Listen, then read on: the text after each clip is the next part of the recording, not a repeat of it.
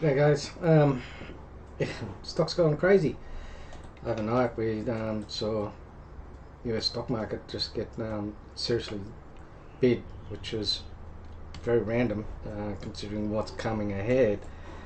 In that, in about 14 hours' time, we'll have the U.S. inflation, and then on Wednesday night we've got retail sales, also inflationary. There's a guide to consumer spending, and then PPI, the producers index. So a lot of risk to be buying into, which is kind of crazy. And when we go and have a look at the bond market, or US dollar is a bit showing what's happening in the bonds. US dollar opened the week in Asia, staying strong, but then when Europe opened and then the US opened, it weakened somewhat. And the bond market on the back of that also had a bit of a weaker session, which is a little bit odd as well, considering the risk that of what's coming up with those inflation numbers. So either the market's starting to price in a recession, and that the US economy is going to hit the wall very fast and very hard, and therefore rates are going to have to come off a lot faster and harder. Either that, or they got it wrong. And I guess tonight we'll tell when we get the US inflation numbers at 11:30 Queensland time. So that's a bit annoying when we're looking to try and get long the US dollar. Although I did say you don't buy at resistance. And if we look at the US dollar, it's certainly sort of stuck on this resistance level here. You can see these red lines transfer across. So on the 4 hour, you can see it easily here, where we've got this zone of oversupply of sellers here, leaning against that resistance level.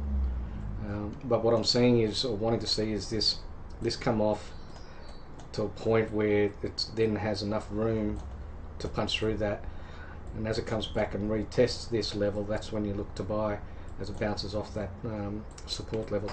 So that's what I'm seeing, expecting to play out, and this little sell-off could be an ideal opportunity to buy, but you're then sort of working on the thesis that the inflation number is going to be stronger, and that's, you don't know, right? You can't tell that. So that's a bit of a blind man's guess.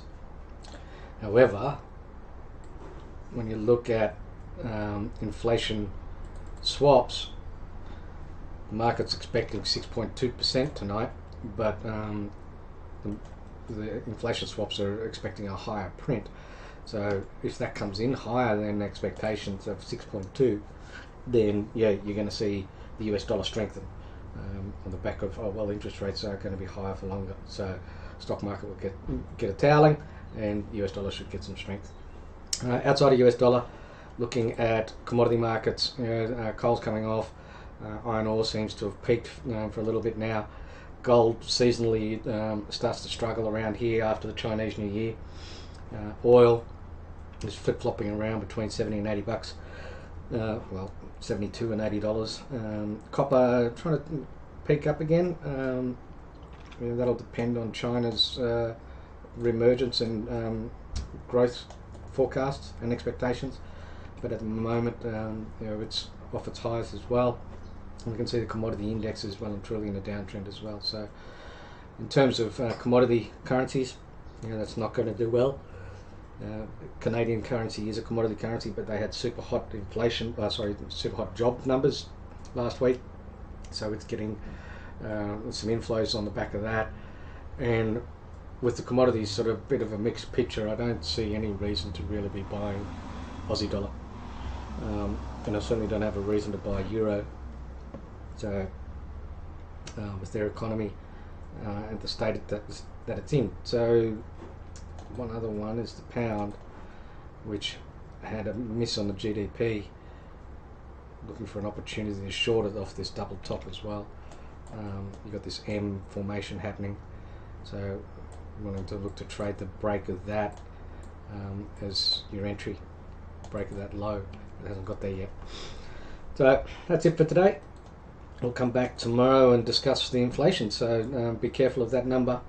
If you're trading over it, maybe think about the risk involved in having open positions over such a volatile number, when spreads can get really wide and market can move erratically and jump quite sporadically. So just be careful, and we'll see you tomorrow.